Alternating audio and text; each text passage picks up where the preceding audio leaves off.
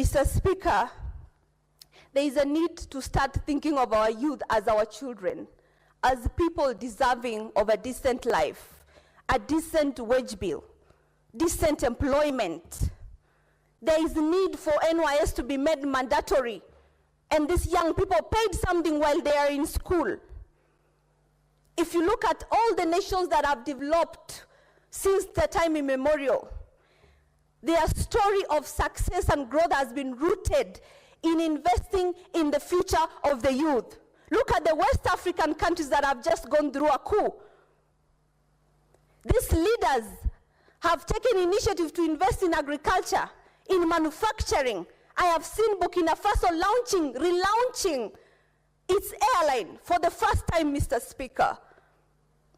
While Kenya, we are sitting here being a nation that has developed years ago, but we are still being defeated by small nation. How much are we producing to be able to borrow for loans, to be able to borrow?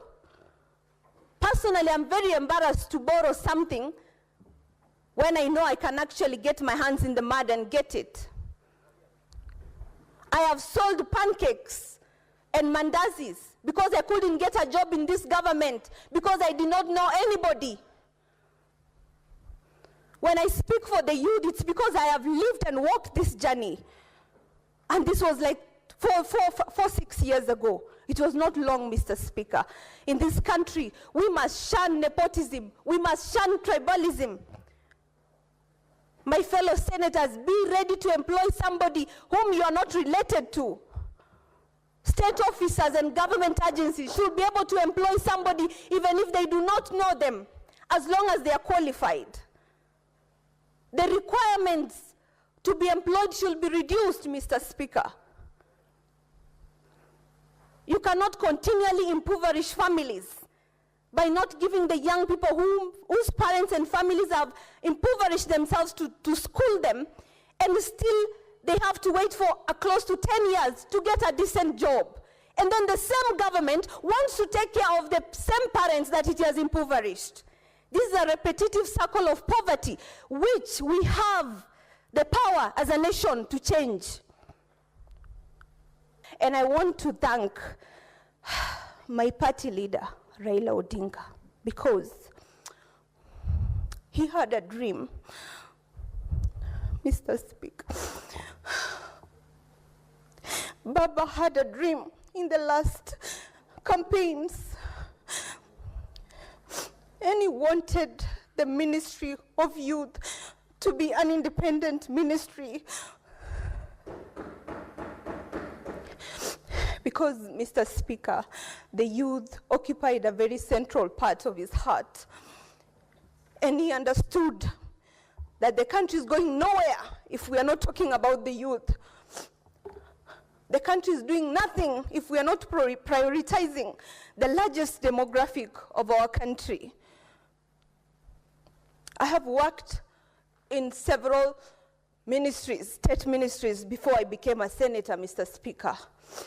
And I remember at one point in a state department, I was working under the Department of Finance, and one of the ladies could barely even see the computer, Mr. Speaker.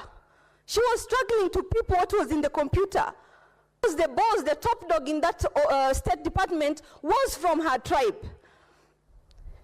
And I was the only young person in that state department, in the Department of Finance. And I was given a lot of workload. Being punished for being young, being punished for being new, and even maybe for being a minority. There is need for a shift in mindset. Why do I say this? Mr. Speaker, interns go through a lot, and most of them are actually breadwinners. Most of our youth working in the government offices, in various government institutions, are breadwinners. And I'm sure if we were to rank countries, the level of depression of the young people in countries globally, Kenya will rank among the top. This is why you see them very, very much aggressive on social media, aggressive on the streets. It's because of the level of frustration that our young people are going through. Mr. Speaker, we need a shift in mindset in our country as far as the administration is concerned. We need to think about programs and projects that will create one of the largest agricultural producers across the continent and globally. We have a very good climate. We have a very good soils. We have enough rainfall in most parts of this country. We have enough land, Mr. Speaker. And if we are able to convert these idle, huge tracts of land into agricultural fields, into plantations, we are able to secure the future and the future of our country as far as food security is concerned. It is so painful when I see sometimes that we have to import maize, we have to import some agricultural produce, when in reality, many of our young people are sitting idle. And these are hardworking people, because I know most of the youth right now are late millennials and Gen Zs. These are people who are very hardworking and can get into business. Mr. Speaker, I have just come back from Ethiopia, and we realized that Ethiopia has beaten us as far as agriculture is concerned, because we were there with our Agriculture, Livestock and Fisheries Committee. There is a policy in Ethiopia that the administration has put in place that, that restricts land fragmentation. And what is the consequence of this? The consequence is that we have enough land for production, and citizens are constricted into planned housing development. And once you put citizens to live at a certain place, we have enough land for people to produce. And shockingly, Mr. Speaker, in Ethiopia, agriculture is making up over 50% of the country's GDP. Now, you tell me, how much would Kenya make, given that we are gifted in everything? We have minerals, we have the manpower, we have brains. Our youth have brains. They are able to spur development in this country and take us to the next level. Mr. Speaker, I also believe that the government has done quite a lot as far as trying to reduce the level of unemployment in this country. But who is talking about it? Who is marketing what the government has done? How many people are talking about the programs that are put in place? Who is this bridging the gap between the government and the youth? Because there is clearly a huge gap. When you hear the president talking about the things he has done to secure the future of this country, to secure the youth, and you ask yourself, so who is telling the youth what is being done? Because they are totally oblivious. There is need, in my view, there is need to create an independent ministry for the youth affairs. Because, Mr. Speaker, the youth make up the largest demographic in this country. We make up the largest voting bloc in this country. We make up over 75% population of Kenya. That means we cannot afford to have the youth ministry, the youth affairs being put under, and I don't know, the under culture and sports. Those are very diverse things. I don't even see the correlation between the three. If we have an independent youth ministry, we are able to have a budget for the youth, we are able to streamline all government operations through the ministry so that we are able to take care of the business of the youth, because it's a very huge business, Mr. Speaker. Yet, such opportunities should go to very many young Kenyans, very many youth who are your children, for your information. Mr. Speaker, if the administration is able to shift its mind and start thinking of producing rather than consuming, we will start thinking about the manufacturing sector. We will start thinking about factories. We will start thinking about farms.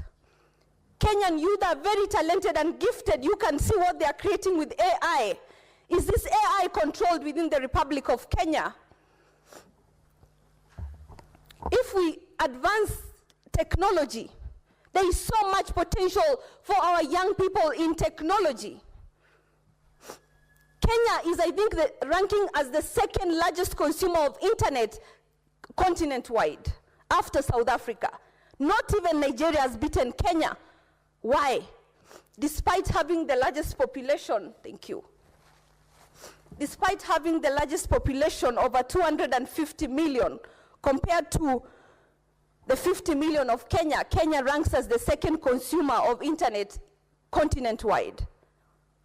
Because in Nigeria, internet is expensive. So how are we utilizing the affordable internet in Kenya to benefit our youth, to benefit the largest demographic in our country? It's the same thing I always say when campaigning. You cannot think of taking care of a nation without taking care of the largest population of that nation. And when you secure the youth, you give them opportunities in agriculture, in technology, in manufacturing, we will be killing so many birds with one stone. One, we will be securing the future of Kenya as far as food is concerned. We will no longer be borrowing. Isn't it shameful for a nation to borrow food from outside when our youth are sitting idle, when we have land sitting idle? We should be thinking of projects in water, providing water to nomads in the north so that we can farm with our lands. How many investors are coming to set up factories in Kenya? What are we doing with our policies to ensure that our country is an attractive destination for manufacturing? What are we as state officers doing to ensure that when an investor comes, you don't first of all ask them for corruption, for bribery? When Aliko Dangote was trying to set up a plant in Kenya for cement manufacturing, what happened? Mr. Speaker, he ran away because of corruption. How many opportunities would the Dangote cement factory would have brought to the young people in Kenya? How much frustration is being put on our local investors who have been here for so long?